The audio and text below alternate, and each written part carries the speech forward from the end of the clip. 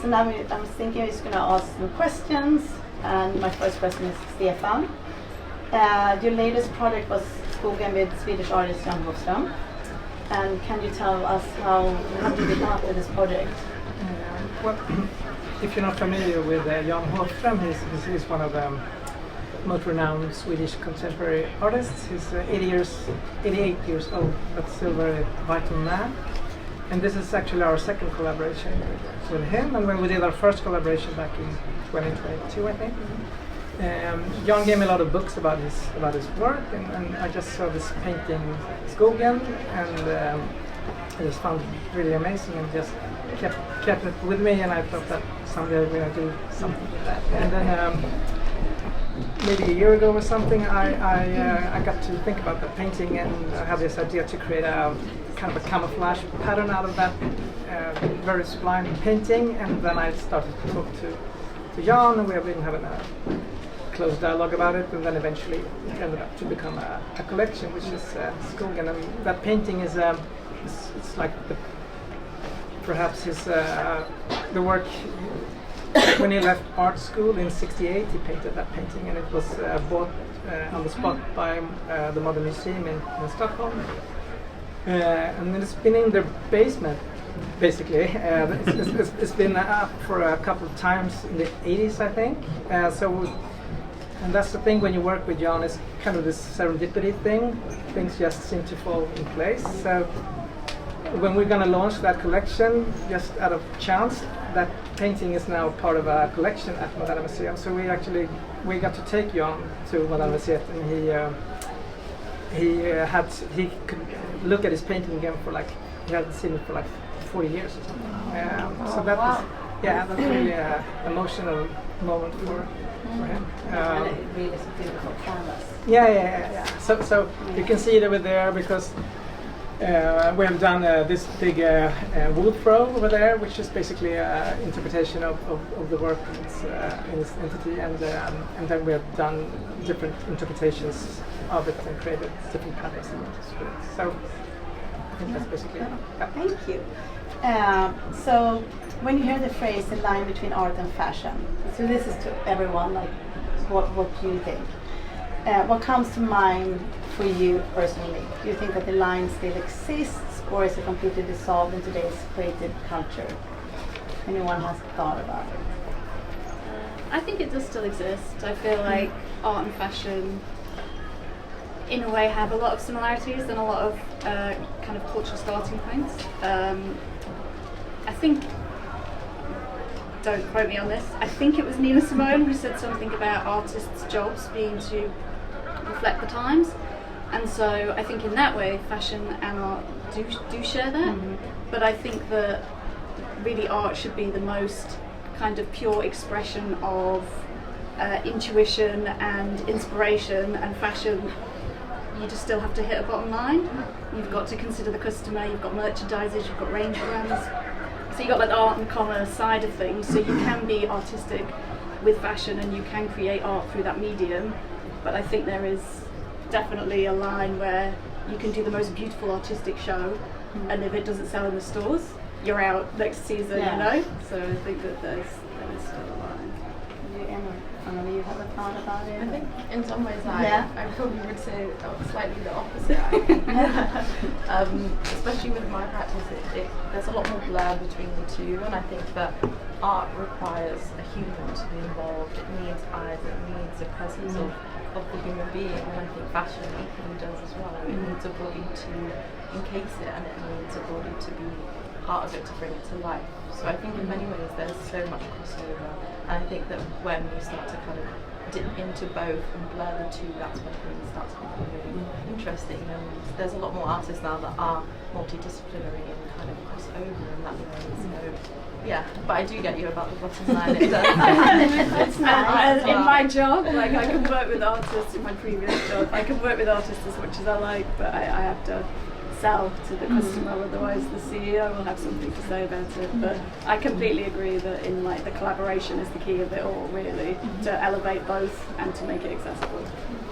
I mean, fashion is a pretty broad landscape, so in some part of it, I guess that line is kind of disappearing, but for us, for example, we're like in the commercial part of fashion, and I mean, it's a different purpose. I mean, the purpose of art is to ask questions, and I mean, the purpose for commercial fashion is to listen to the marketplace.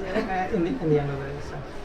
So this is kind of a question that's kind of like similar to the last question in a way, but when do you think a piece of clothing stops being a product and then starts becoming an art piece?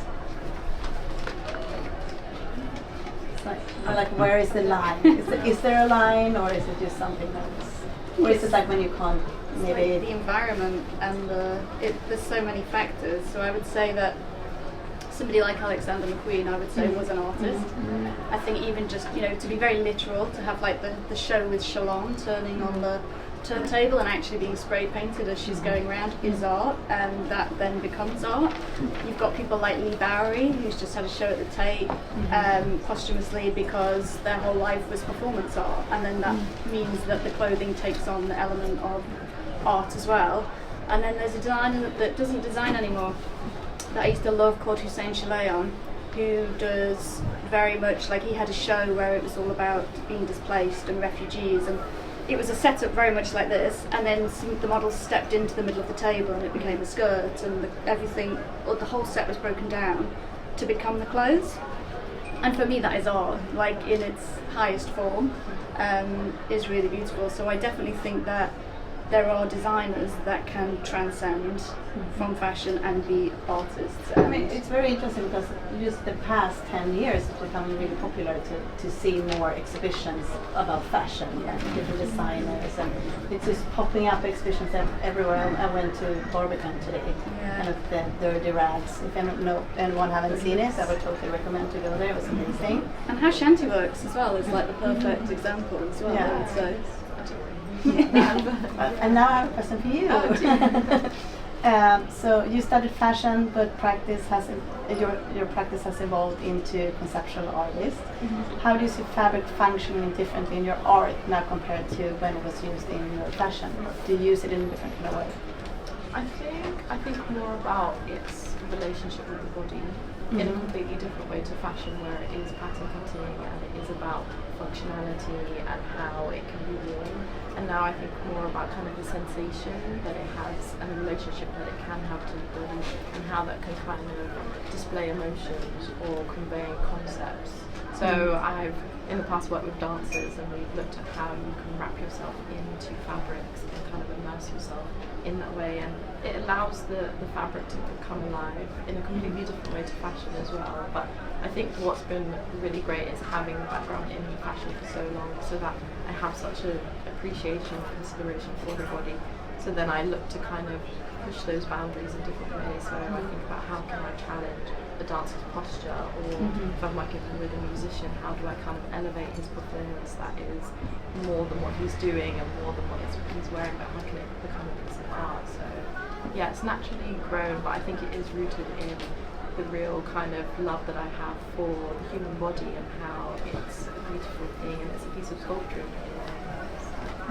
Yeah, that's kind of... Thank you for sharing. So, Stefan, how do you feel? How do you describe a blending practice? I'm just gonna reword this question. Do you see the brand at all as a part of, a form of art, or is it more like when you think about a day's march and it's more commercial?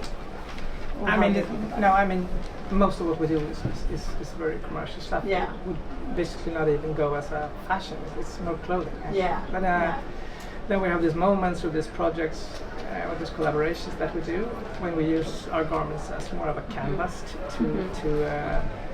to express or to lift people or artists and projects that we like. So in that sense, we can use it to and I think it's to show off. Yeah, if we can get people to experience something new that they haven't experienced before, I think that's a really beautiful thing. So I think it kind of becomes kind of a Trojan horse for culture. It's like just use it to shove it in there.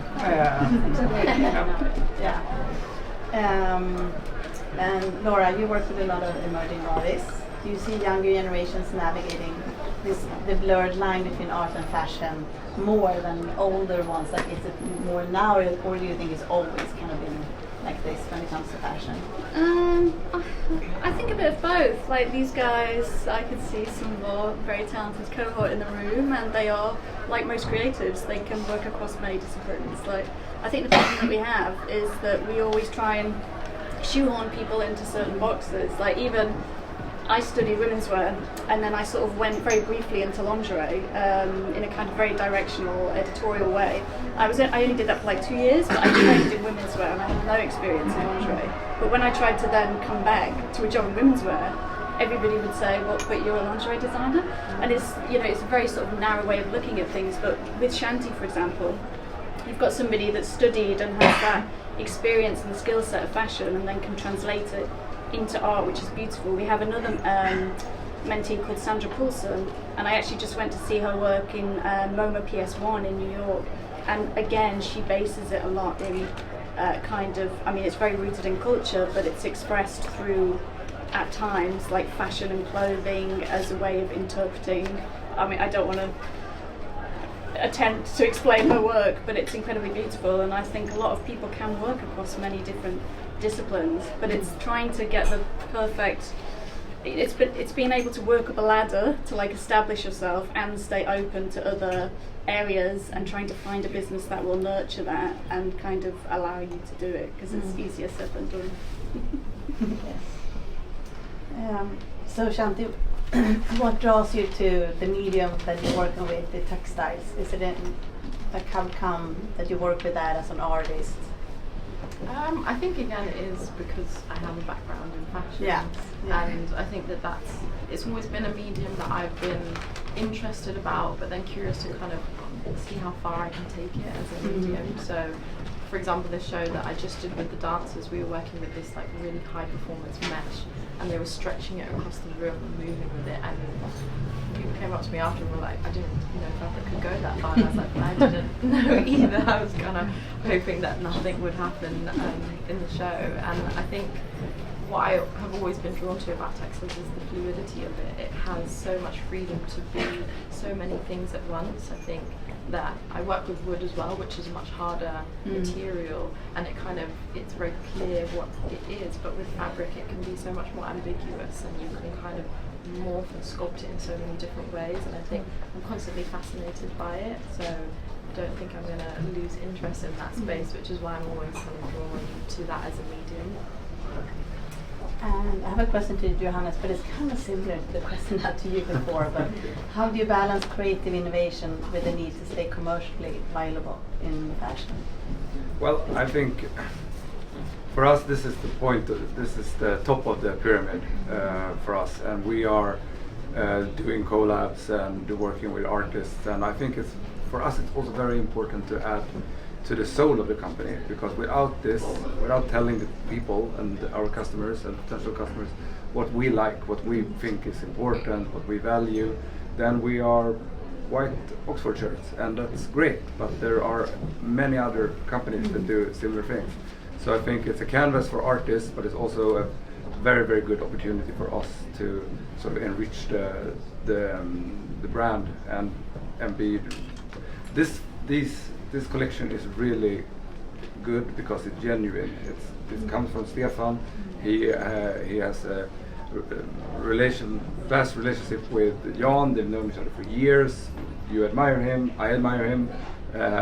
We think this is something that we want to show. And when we have been able to work with him, he's still alive. He wants to do these sort of things, and you have collaborated in a very, very nice way, and then it's genuine, and I think that authenticity is what we really, really need to sort of give energy to the white Oxford shirt as well.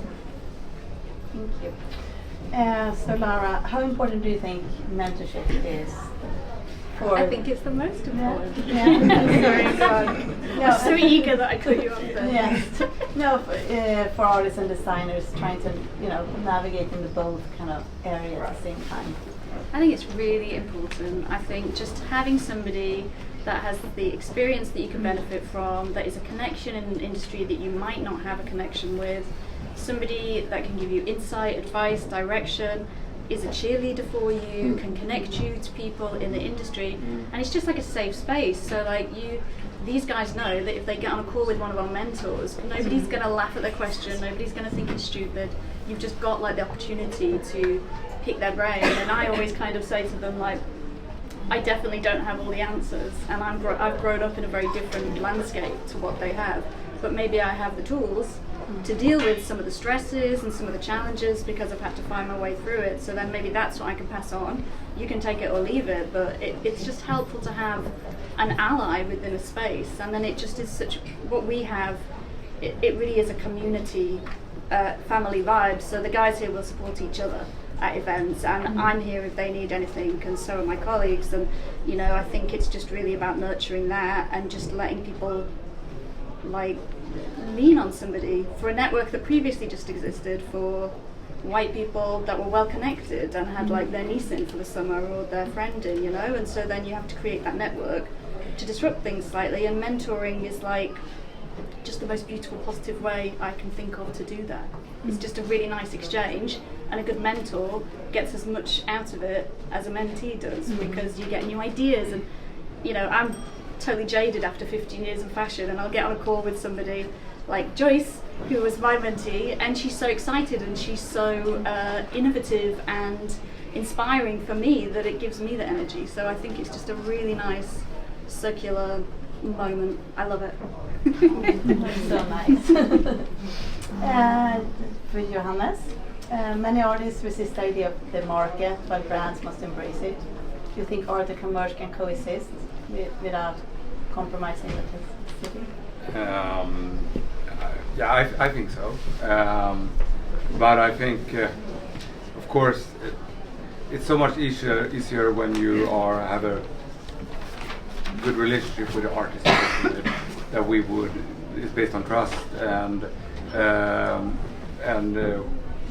our clothes is just a canvas for him, or for the artist that we're working with, and in those cases, yes, I think it can exist. And for us, this is such a small part of what we do, so there aren't that much commercial pressure on this. This ticks so many other boxes for us that are important, that it's not something that has to sell out in a very short period of time. You know, we're happy if it does, and everything here is 100%. But it's not. That's not why we do it. So we don't want to compromise on.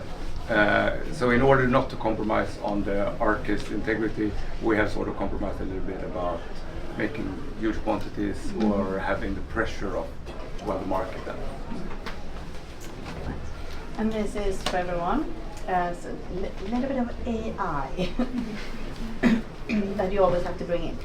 So as AI transforms creation and art and fashion grows closer together, how do we as creators and mentors protect the value of human craftsmanship and keep the creativity meaningful? What do we do to protect that? Or no one knows. I think you have to go to community again. I feel like it's going to disrupt a lot of people's jobs and livelihoods. And like Shanti was saying, like in order to sell product, really, you want to have like an emotional connection to it. And I think that is born of human touch and investment, and like that's what you guys are utilising. And so I think you've really got to, because also what's going to be happening in these spaces, they're once again run by a very specific demographic that doesn't speak for all of us in this room. So you have to then make the spaces for yourself, you have to include people, and you have to try and bridge the gap, I guess. And because we can tell already that from the sort of even just social media, there's very little governance of it. It's not great for certain demographics, and so in order to keep our industry diverse and artistic and creative, we're going to have to kind of force our way into the rooms. I think it's going to be a collective effort. For us, we bring it back to this part again. We have a strategy of we want to tell stories about real people. We have done a couple of photo shoots here very recently with people that have real days, real jobs, real struggle, real emotions, and how they go about on their day smart from point A to said, and you can't replicate that. Everything falls apart for us if you start doing that in a sort of faked way. So I think that embracing real people is even more important now for us. So I'm losing my voice. I have one more question, and then I'm not going to talk anymore. Fashion and art constantly borrow from each other, but where is the line between inspiration and appropriation? How do you see it? Like where is the line? Like when do you get this as inspiration? And anyone has a? I mean, I think that we borrow influences and inspiration from everywhere. You know, we walk around and pull references, even subconsciously. And I think that yes, there is a line where it can cross over and it becomes appropriation. But I think you have to think about what story you're trying to tell, and fundamentally you're trying to tell your story and it's from your perspective. And I think if you maintain respect and kind of references and research and, you know, go to these places and submerge yourself in the environments that you want to speak on that aren't your own, then it will be authentic, and it is about honouring the story that you're trying to tell. Because I feel like this is something you talk, like maybe 20 years ago, no one talked about this, and now it's something that's being brought up all the time. Yeah, but I guess in a way that the hope is that it doesn't then further divide us as communities and people, and I think that overlap naturally happens, and people want to be interested in other communities and stories, but it is about maintaining respect and kind of knowing when you are maybe overstepping into spaces and being humble to the fact that you don't have all the answers. And I think as long as we show humility, then it is a positive space to kind of explore and be inspired by as well. And collaborative, like these guys are working with an artist, and it's it's not just that they've paid some cash and that they're using the work, it's that person is deeply involved in the process.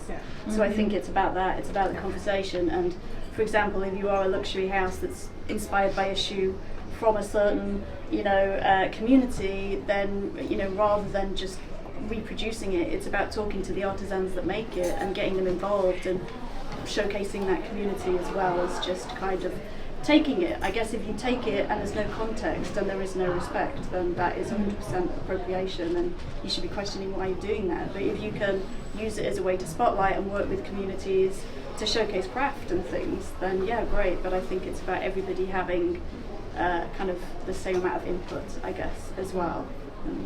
Not just coming in and stealing something. Yeah, I mean, for us it's very important to have that dialogue with the person we're working with, that we do something like this project we're doing this together. So we wouldn't just license and put stuff on stuff. I mean, that wouldn't be very interesting. So, and if you do that, I think it's less of a risk that you're working with. Yes. Thank you so much. Thank you very much. Thank you. Thank you.